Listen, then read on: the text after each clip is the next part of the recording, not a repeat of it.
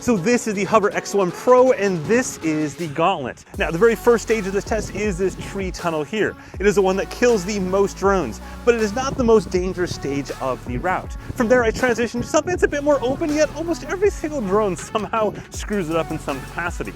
After that we get into the high speed stage. We'll go full speed on this to see how well it tracks at higher speeds. And then if it survives all of that without plunking a tree, into the deep dark woods we go to see how well it can handle the ever increasing tightness of the forest until it finally crashes. That's how every one of these drone tests ends, and we'll see if this thing can go ahead and not meet that same fate. Now there's essentially three core ways the HoverAir X1 Pro can track you. The first is to simply just use the drone by itself. No additional things, just the drone, tap, and then it follows you. Simple, right? And that's the way we're gonna use. You can also use your phone to control additional settings and kind of see a bit of a preview, or you can use the beacon to effectively do the same thing as well. I'll cover all those things in my full review, but for the Gauntlet, we're just gonna go with the clean, simple version of just the drone itself. When it comes to the mode I'm using the new cycling mode in narrow. There's two different options. Narrow means it's gonna follow the exact path and not gonna take any shortcuts, versus open means it might smooth things a bit more and take some shortcuts. We don't want that, we don't want to hit a tree.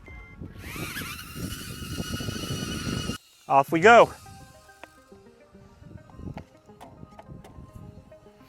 As you can see from a highness standpoint, it is not that high right now. It's just a couple meters above me. And everything in the tree tunnel should be good right now. Still, this is where I kill a lot of drones in this tunnel, especially bigger drones.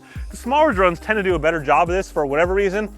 I think it's that the smaller drones just know not to do stupid things, versus the bigger drones often go off and do stupid things like going up in the trees and swinging out to the left and the right and all the things that kill drones. Right now my speed is about 28 kilometers an hour, so roughly, I don't know, 15 miles, 20 miles an hour, something like that. So far so good here. We're gonna be making a turn up here to the left in just a moment. We'll bring up the speed a little bit. We're about 30 now, so about 20 miles an hour. It is definitely a little bit higher than I would have preferred, but so far so good here. It's only got another 100 meters before we turn off and make it into the next stage here. The transitionary stage, a stage that has downed a lot of drones for no good reason whatsoever. Let's see how we have to do this. Sometimes with people over here, we may have to reset things a little bit. Yep, we're gonna go and do an adjustment to the stage. Okay, what I'm gonna do here is I'm gonna wait for the people to move out of the way. Hey, a future me from the tree section right here. If you're finding this video interesting and useful, just watch it all the way through. That is the only thing the YouTube gods care about these days, and it would mean quite a bit to me and the channel, which is, I guess, just me. Thanks for watching. Here we go. Off we go. And then to the right, we go into the transitionary phase. This transition also takes down a lot of drones for some reason. They'll hit one of those two signs right there. And my tire's feeling a little bit flat all of a sudden. Okay, so we're gonna have to go off-roading up here to get around this dog walker. We'll go over here.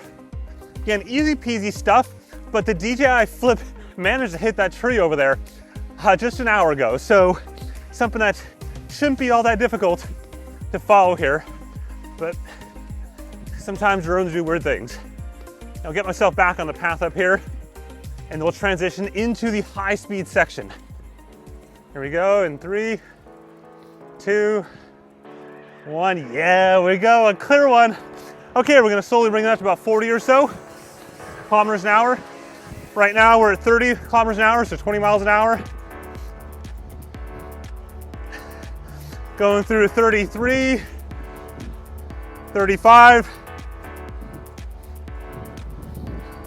38, and we'll bring that to 40 now. Now 41, 42. And start slowing down because we got people up here, and I know from past testing that 44 is the limit on this drone. Now back on the course here, you can see it's following me with no problems at all. That said, I'm gonna fast forward through all this because honestly, it's a little bit boring and repetitive. Instead, we're gonna jump ahead to some of the more exciting and complicated stuff. Bottom camera communication failure. Please restart the device. Bottom camera communication failure? This is one of the problems with the Hover. It just always got system error. Please restart your device. It's just a lot of excuses a lot of times. Just errors and random things that happen for no obvious reason, so we'll try again. Okay, so next up we're gonna put it in dolly tracking mode. Dolly tracking means it should stay in front of us in film from in front before it eventually might fall behind. We'll see how well it works out here. A little bit of breeze, but it's really not too much, to be honest. Okay, I'm gonna start off a little bit slow here because speed is definitely a factor in the dolly track mode. But watch what happens as I get going a little bit faster. It's doing really good, right? Whoa, though, dude, what you doing, little buddy? Trying to kill me? It's doing really good right now, up until that very moment I say that. Every time I give you drones a compliment, they go off the rails. Okay, you can see it's on this little flip. It's gonna follow me now. So at this point, it's basically just tracking from behind. Now for fun, if I slow back down again, let's see what happens. Will it transition back to dolly track? Slow down a bunch. Let's see. Will it make that transition? No, it will not. So up here is the start of the deep dark woods. I'm gonna just put it into follow flat mid mode there, and let's give this a roll. There we go, it's in mid. I put it on flat for the altitude, so it should stay basically below my head, which means it should be safe because if I can cycle through it, it can follow through it. Into the woods. Now, this little branch here could be a problem right there. We'll see how it handles that. Doesn't even blink, it just goes straight through. By the way, at this point, the DJI Flip had crashed 3 times in the last like 40 meters. So yeah, we're gonna go this way. We're gonna start YOLOing through here. And it's gonna get incrementally more difficult as I keep riding. Both for me and maybe the mud, but also the route itself. And we may make it even more challenging if we need to. If this thing doesn't easily crash into something, we'll just simply add more and more complexity to it. So we'll go over here. Ooh, a little soft in there. This is too easy. We're gonna go somewhere else. Hang tight. So let's just see if it can do it, right? It's done it running, so let's see if it can do it while it is cycling. We'll go slow at first, don't worry.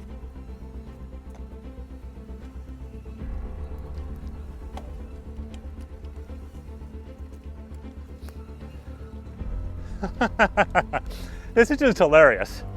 Like, this is a true test of how well it can follow directions in my precise path using that narrow mode.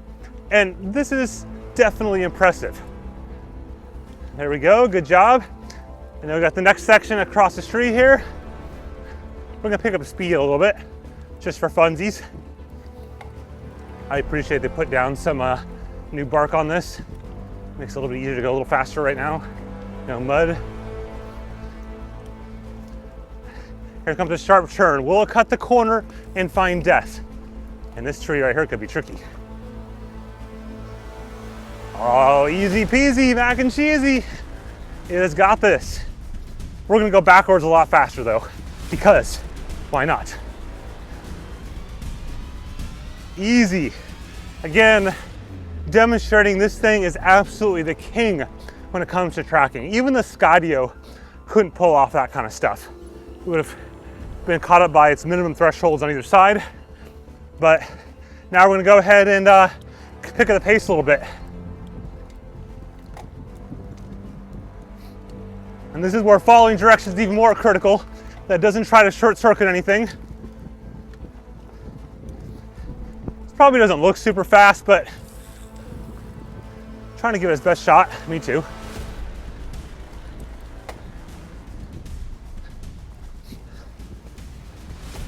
There we go, back across into the arguably tighter section, I think. Certainly the more complex section. Oh, this is amazing. Come on, you can do it. You got like 30 meters left. That's tricky. It's tricky for me on a bike. There we go. Can it do it? 10 meters left. Does it clear it out? Oh, That is astonishing. Easily, by far, the best tracking drone out there, period. Oh, it even like came towards me.